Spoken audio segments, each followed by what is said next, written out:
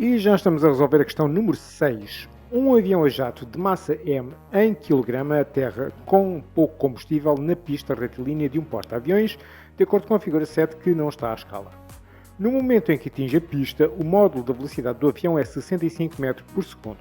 Durante a aterragem, um cabo de retenção, CR, provoca uma desaceleração progressiva do avião na secção horizontal da pista.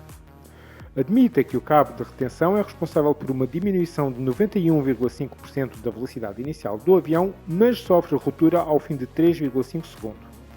Aos 7,8 segundos, o avião acaba por se imobilizar na secção inclinada da pista.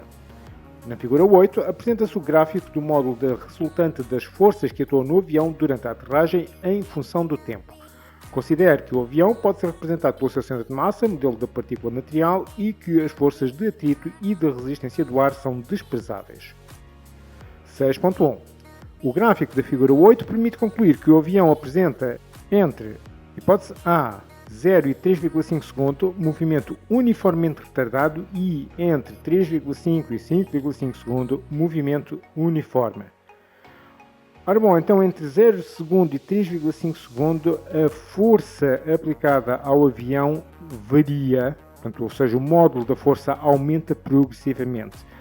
O que significa que o movimento de facto é retardado no sentido em que esta força é a força do cabo de retenção, é retardado, mas não é uniformemente retardado, no sentido em que, para isso acontecer, a força que é aplicada ao avião teria de ser constante. Portanto, esta aqui está eliminada. Vamos passar para a hipótese B. Entre 0 segundo e 3,5 segundo, movimento uniformemente retardado. Já vimos que não, portanto não vale a pena continuar a fazer análise desta hipótese. Vamos passar para a C. Entre 3,5 e 5,5 segundo, velocidade constante. Bom, então o que é que está a acontecer entre 3,5 e 5,5? É aquela parte horizontal do gráfico que coincide com o eixo dos tempos. Significa aqui que a força que está a ser aplicada ao avião é zero. Se a força é zero, a aceleração é zero. E se a aceleração é zero, então automaticamente a velocidade é constante, não obrigatoriamente zero. Atenção, a velocidade é constante, pode ser zero ou pode não ser. Portanto, é uma velocidade constante. Entre 5,5 e 7,8 segundos, a aceleração de módulo constante. Sim, aqui sim, a aceleração tem módulo constante, porque a força também tem módulo constante. E, portanto, uma vez que a massa do avião não vai variar, então, para uma força constante, temos uma aceleração constante. Portanto, em princípio, será a hipótese C. Vamos só, por descarte de consciência, ver o que é que dizia a hipótese D. Entre 3,5 e 5,5 segundos, a aceleração de módulo constante. Quer dizer, sim, poderemos considerar que a aceleração tem módulo constante igual a zero. Não está totalmente incorreto. Ok, vamos lá ver a outra situação. Entre 5,5 segundos e 7,8 segundos, velocidade constante. Bom, esta parte aqui é que não é mesmo possível. Uma vez que nós temos aqui uma força não nula, logo temos uma aceleração não nula e, portanto, a velocidade não vai ser constante. Portanto, primeiro ainda passava, mas a segunda parte da afirmação já não pode passar. Portanto, para a 6.1, vamos mesmo escolher a hipótese C. 6.2. Na aterragem, o avião percorre na secção horizontal da pista retilínea uma distância D de 169 metros. No intervalo de tempo de 0 a 3,5 segundos, o avião percorre A 73%, B 82%, C 89% ou D 93% do percurso horizontal retilíneo. Bom, então vamos começar por calcular exatamente aquilo que nos é solicitado, que é o quociente entre a distância percorrida no intervalo de 0,0 a 3,5 segundo, a dividir pela distância total, e depois multiplicado por 100, mas eu vou deixar isso para o final. Isto aqui é que vai dar exatamente aquela percentagem que nos é solicitada. Agora, nós sabemos que isto aqui é 169 metros. 169 metros. Quanto é que é esta distância aqui? É assim, neste intervalo de tempo, a força é uma força variável e, portanto, este movimento nem sequer é uniformemente variado. É variado, mas não de forma uniforme e, portanto, nós ainda não sabemos trabalhar com isso. Portanto, nesse sentido, vamos evitar um bocado de trabalhar aqui com esta parte do percurso e vamos fazer o seguinte.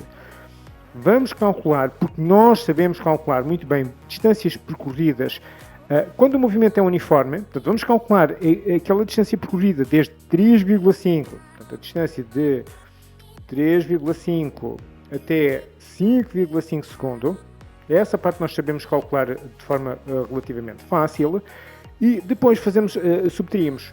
Portanto, isto aqui é 169 menos a distância percorrida no intervalo de tempo de 3,5 até 5,5 segundos. Ok? Estou a dividir por 169, que é a distância total. Agora, como é que nós fazemos isto? Então, tendo em consideração que a velocidade é a distância sobre o intervalo de tempo, então a distância percorrida vai ser a velocidade a multiplicar pelo intervalo de tempo.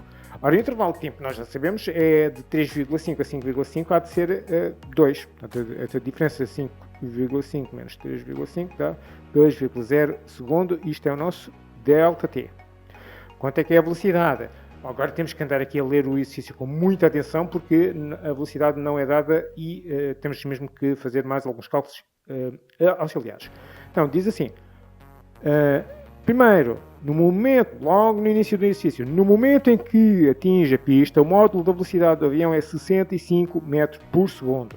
A velocidade inicial é 65 metros por segundo.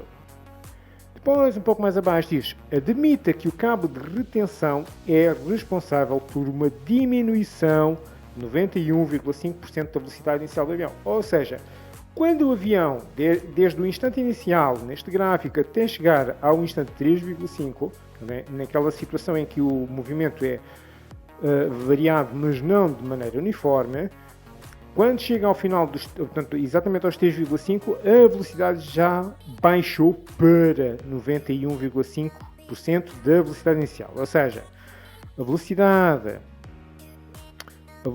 no intervalo de 3,5 a 5,5 segundo é igual à velocidade no instante 3,5 segundo, que é 91,5% da velocidade inicial.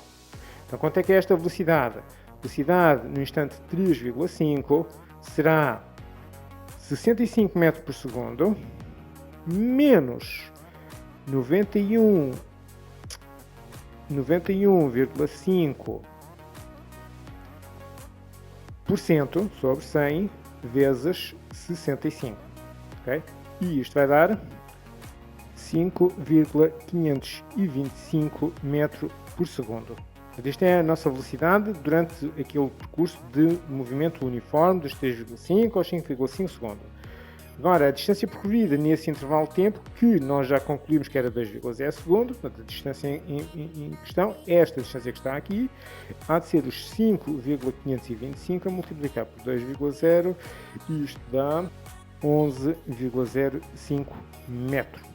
Okay? Então agora, para o nosso cálculo final, daqui sai que isto é 169 menos 11,05 a dividir por 169, e isto vai dar, um bocado confuso, mas eu tenho muito pouco espaço, 0,93 aproximadamente, que nos vai levar para os 93%. Ora, isto significa que na versão 1 vamos escolher a opção D. E esta aqui já está resolvida. E já estamos a resolver a 6.3. Entre 5,5 segundo e 7,8 segundo, o avião, sujeito a uma força resultante não nula, percorre uma trajetória retilínea com uma inclinação alfa em relação à direção horizontal da pista, tal como se representa na figura 7. Calcula, a partir da leitura dos valores do gráfico, a amplitude do ângulo alfa. Apresente todos os cálculos efetuados. Então, a primeira coisa, vamos limpar isto tudo, porque eu preciso de espaço. E agora vamos começar a fazer física. Então, temos aqui a nossa secção inclinada da pista e tem aqui uma seta e determinada inclinação alfa que nós pretendemos determinar. E o nosso avião vai subir até aqui uma posição final, tem aqui uma seta e determinada altura, mas aquilo que vai ser mesmo interessante para este efeito vai ser as forças que estão aplicadas ao nosso avião portanto, em qualquer parte do trajeto. Ora, temos aqui sempre o peso, vou aproveitar já agora esta linha, peso. Vou fazer aqui a decomposição destas forças, como é habitual, em uma componente com a direção do movimento e uma outra componente perpendicular. Então, temos aqui o nosso peso segundo y, temos aqui o nosso peso segundo x, e temos aqui a nossa reação normal, que tem a mesma intensidade que o peso segundo y. Então, qual é a força que é responsável pela desaceleração do avião quando ele sobe este plano inclinado? Ou seja, o plano inclinado serve precisamente para introduzir esta força, esta componente do peso que não existia na componente horizontal. Portanto, nós vamos dizer então que este peso segundo x, que vai ser, aliás, dado por peso vezes, este alfa é exatamente a mesma coisa que este alfa, porque estes dois triângulos, este e este aqui, são semelhantes. Isto é um cateto oposto, e isto é a nossa hipotenusa, e portanto isto é igual a peso vezes o seno de alfa, ok? Portanto, ou seja, o seno de alfa é igual ao cateto oposto, que é o peso segundo x, a dividir pelo peso, que é a hipotenusa. Quando isto passa para aqui, obtemos isto, ok? Agora, é ou não é verdade que este peso segundo x também é, de acordo com o gráfico, a força que está a ser exercida sobre o avião? Portanto, esta é a força resultante. E esta força resultante é uma intensidade que está no nosso gráfico. Então, vamos ver com atenção o nosso gráfico. Então, temos aqui uma ampliação da parte que é mesmo interessante a nível de leitura do nosso gráfico. Nós estamos a verificar que esta parte aqui da força resultante tem que intensidade? Bom, são 5 divisões até chegarmos àquela parte que diz m vezes 0,4 g, mas até chegarmos portanto, ao nível da nossa força resultante são 3 divisões. Ou seja, quanto é que vale cada divisão? Cada divisão vale m vezes 0,4 g sobre 5. Mas a nossa força tem intensidade, são 3 divisões, então vamos multiplicar o valor de cada uma destas divisões por 3. Okay? E isto vai dar 0,4 vezes 3 vai dar 1,2 vezes a massa vezes a aceleração gravítica, que eu vou já pôr aqui ao lado, tudo a dividir por 5. Isto, para ser mais sintético, vai dar 0,24. 0,24 vezes a massa vezes a aceleração gravítica.